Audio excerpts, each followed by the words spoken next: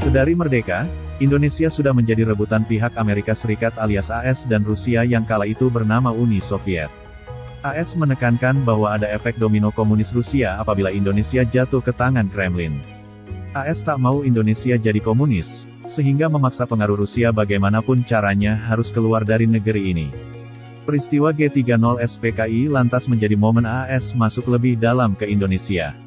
Uni Soviet ia tendang keluar di mana rezim Orde Baru lebih condong ke barat.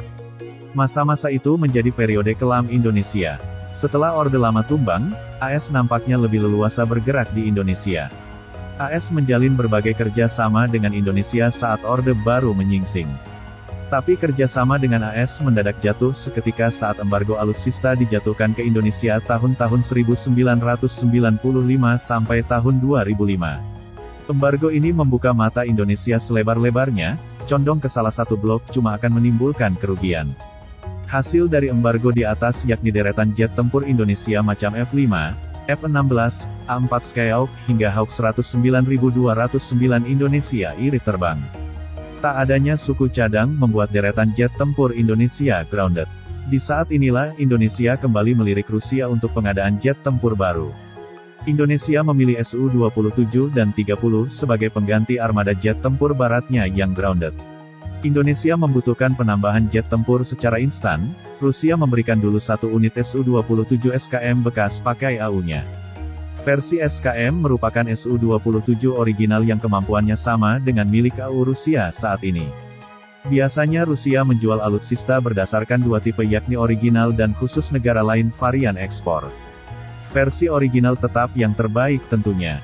Patut diakui setelah Su-27 dan 30 memperkuat Indonesia, pencerobohan ruang udara nasional berkurang drastis.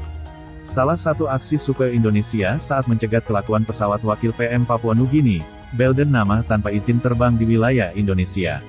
Seenak jidat masuk ke wilayah NKRI bakal dicegat Su-30 yang memang perannya sebagai interseptor. Terlebih Indonesia juga harus mempensiunkan jet tempur F-5 Tiger II. Mau tak mau saat ini Sukhoi dan F-16 jadi tumpuan udara Indonesia. Kekuatan tempurnya terus berkurang setelah pensiunnya beberapa pencegat Northrop Grumman F-5EF Tiger II, meninggalkan dua skuadron Lockheed Martin F-16 Fighting Falcons dan satu jet tempur Sukhoi Su-27/30 sebagai satu-satunya front pesawat tempur garis, beber Defense News. Untung Indonesia langsung gerak cepat mencari pengganti F-5. Nama Rafale dan F-15 Eagle II mencuat di mana yang pertama sudah pasti dibeli oleh Indonesia. Dassault Aviation Prancis mengaku siap menyuplai Indonesia dengan Rafale serta kerjasama kedua negara pasti akan menguntungkan. Angkatan Udara Indonesia sendiri sudah mengakui kemampuan tempur Rafale. Pengamat militer asal China, Han Dong, mengatakan bahwa pembelian F-15 Eagle II dan Rafale akan meningkatkan kemampuan tempur udara Indonesia, dikutip dari tpper.cn pada tanggal 12 Februari tahun 2022. Tapi Rusia menyayangkan kenapa Indonesia mau saja membeli F-15 Eagle II setelah dilarang mengakuisisi Su-35. Bahkan harga F-15 lebih mahal dari Su-35 dengan kemampuan yang tak jauh beda. Terlepas dari semua keuntungan dari kesepakatan dengan Rusia untuk pembelian Su-35, Indonesia masih memilih pesawat tempur F-15 Amerika yang harganya 5 kali lebih mahal. Dan alasannya Indonesia membatalkan Su-35 adalah tekanan ekonomi Washington di Jakarta, ujar media Rusia Topwar.ru.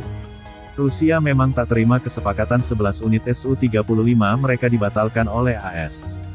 Gegara AS yang menekan Indonesia, Su-35 tak terjual. Menurut media Rusia KP.ru, AS sengaja melarang Su-35 dimiliki Indonesia karena F-35 takut kalah saing. Menurut KP.ru, F-35 begitu banyak kekurangan sehingga AS harus melakukan sesuatu supaya para rival tak mengambil pasaran Lightning II. Tetapi beda dengan Su-35 karena sudah banyak yang memesannya sebelum AS mengeluarkan sanksi CAATSA. China, Indonesia, Mesir, Malaysia, dan negara-negara lain berbondong-bondong mengantre untuknya. Inilah yang membuat orang Amerika kesal. Mereka dengan kurang ajar, memutar tangan, pembeli potensial Su-35 Indonesia dan mengancam mereka dengan sanksi. Dan mereka tidak menghindari metode kompetisi yang dilarang, jelasnya. Senada dengan KP.ru, media Rusia lainnya yakni info.ng.ru pada tanggal 18 Maret tahun 2021 menyayangkan sikap Indonesia yang inlander terhadap AS.